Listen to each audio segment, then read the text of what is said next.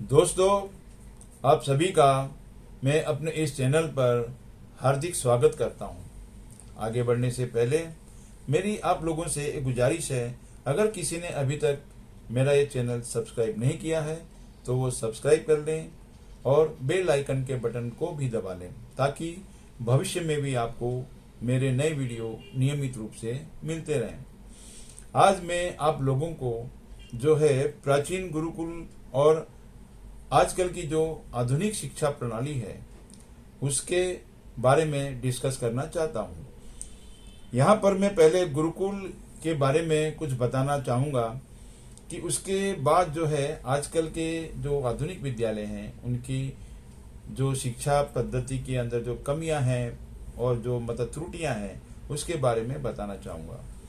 तो पहले मैं गुरुकुल के बारे में बता दूं कि गुरुकुल जो है वो गुरु और कुल ये दोनों शब्द मिला के बना है।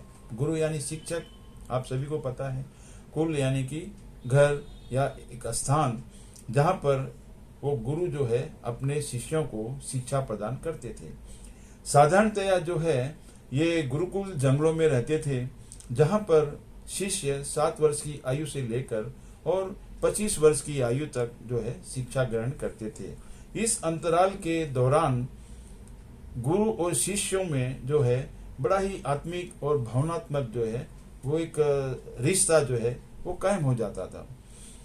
गुरु अपने शिष्यों को अपने बच्चों की तरह मानते थे और शिष्य भी अपने गुरु को जो है वो आत्मीय पिताजी जो है एक जो है रूहानी फादर का जो है दर्जा देते थे। गुरुकुल की शिक्षा पद्धति और नियम जो है बड़े ही अनुशासित और सख्त होते थे।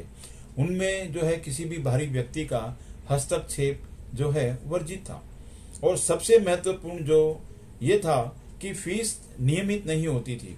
बस जिसकी जितनी भी क्षमता होती थी वो उतनी फीस दे सकता था और फीस ना देने की स्थिति में जो है उन पर कोई दबाव भी नहीं बनाया जाता था और संबंधित छात्र को तो इसका पता ही नहीं चल पाता था। बड़े ही सौहार्दपूर्ण तरीके से जो है वो उनकी शिक्षा पूर्ण होती थी। यहाँ पर मैं आप लोगों को बता देना चाहता हूँ कि मैं गुरुकुल पद्धति का समर्थक नहीं हूँ, बल्कि इस आधुनिक शिक्षा प्रणाली में सुधार चाहता हूँ, क्योंकि आज आधुनिक विद्यालय जो है शिक्षा ग्रहण करने का स्थान कम और व्यापारिक केंद्र ज्यादा लगते हैं। सरकार के दोहरे मापदंड से जो है दुविधा की स्थिति पैदा होती है। एक तरफ तो वे राइट टू एजुकेशन की जो है पैरवी करते हैं और दूसरी तरफ इन आधुनिक विद्यालयों की जो है नकेल भी नहीं खींची जाती है, बल्कि इसके विपरीत जो है उनको ढील दी जाती है। अगर कोई गरीब परिवार किसी मजबूरी के तहत फीस नहीं भर पाता है तो इन विद्यालयों द्वारा बड़ा ही दुर्व्यवहार किया जाता है। विद्यालयों की तरफ से अभिभावकों को फोन करके जो है वो दबाव बनाया जाता है। यहाँ तक कि विद्यार्थी की डायरी में भी जो है वो लोग मैसेज लिख कर देते हैं। अभी आप लोग अनुमान लगा सकते हैं जब वो विद्यार्थी उस मैसेज को पढ़ता होगा तो उसकी मनोस्थिति कैसी होती होगी। यहाँ तक कि परीक्षा के बाद जो है वो रिपोर्ट कार्ड भी नहीं देते हैं। अगर उनसे रिक्वेस्ट की जाए कि भाई एटलीस्ट हमारा जो है रिपोर्ट कार्ड जो है वो दिखा दीजिए, तो वो उनका रवैया बड़ा तानाशाही रहता है कि नहीं, पहले फीस भरिए फिर आपको जो है हम दिखाएंगे और आपको रिपोर्ट कार्ड भी देंगे। मेरे एक परिचित के साथ तो बड़ा ही दुर्व्यवहार किया गया। ये आजकल जो लॉकडाउन चल रहा है इस वजह से जो है उनकी आर्थिक स्थिति बहुत खराब हो गई है, तो उनको जो है फोन कर कर के जो है वो फीस के बारे में दबाव बनाया जा रहा था। तो एक दिन जो है वो मेरी जो परिचित महिला थी वो स्कूल गए और उन्होंने जो है अपनी मजबूरी जो है उनको बताई कि भाई हम जो है प्रॉब्लम में है थोड़ा, इसलिए हम जो है फीस नहीं भर पाते हैं। तो उनका स्कूल वालों का जवाब था कि आप लोग घर में राशन तो भराते ही होंगे, तो फिर ये आप फीस क्यों नहीं भर सकते। तो उस परिचित महिला को मैंने रोते हुए देखा। ये स्कूल वाले जो हैं कभी कभी बहुत ही अपमानजनक स्थिति पैदा कर देते हैं, जो कि बिल्कुल स्वीकार्य नहीं है। सभी राज्य सरकारों को जो है अपने सरकारी स्कूलों की स्थिति में दिल्ली की तर्ज पर जो है वो सुधार करना चाहिए। अरविंद केजरीवाल जी जो हैं इस सुधार के लिए जो है प्रशंसा के पात्र हैं। दिल्ली के अलावा साधारणतः सभी सरकारी स्कूलों की स्थिति बहुत ही खराब है, जिससे अभिभावक जो है अपने बच्चों के अच्छे भविष्य के लिए वो प्राइवेट स्कूल में पढ़ाना चाहते हैं।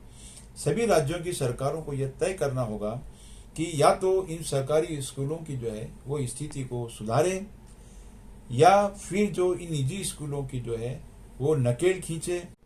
इस व्यवस्था को कायम करने के लिए सर्वेक्षकों को नियुक्त किया जाए, जो कि आकस्मिक रूप से इन स्कूलों का निरीक्षण करें और ऐसे कुछ गरीब अभिभावकों के साथ जो है वो साक्षात्कार करें और उनसे पूछें कि क्या प्रॉब्लम्स हैं, और उसको जो है वो सरकारी सिस्टम के द्वारा जो है उनके उस प्रॉब्लम को दूर करने की कोशिश करें। और कमियां पाने के बाद जो है जो स्कूलों की जो पद्धतियां हैं, प्रणाली है, अगर उसमें उनको कुछ कमियां मिलती हैं तो उन स्कूलों को दंडित किया जाए, ताकि भविष्य में जो है कोई भी स्कूल ऐसा ना कर सके। और जिस तरह गुरुकुल में फीस की व्यवस्था थी, उससे आजकल की जो विद्यालय हैं उनको प्रेरणा लेनी चाहिए। हमारे देश के सभी स्कूलों का ये सामाजिक उत्तरदायित्व है कि वे समाज और देश को बेहतर नागरिक देने में सहयोग करें, क्योंकि शिक्षा ही एक ऐसा माध्यम है जिससे समाज और देश में उन्नति होगी। इसलिए राइट टू एजुकेशन को सिर्फ सरकारी कागजों तक ना सीमित रखें, बल्कि उनको सार्थक बनाएं। इसी के साथ में आप लोगों से विदा लेता हूं। अगर मेरा ये वीडियो आप लोगों को पसंद आया है तो इसे लाइक करें और शेयर करना ना भूलें। जय हिंद।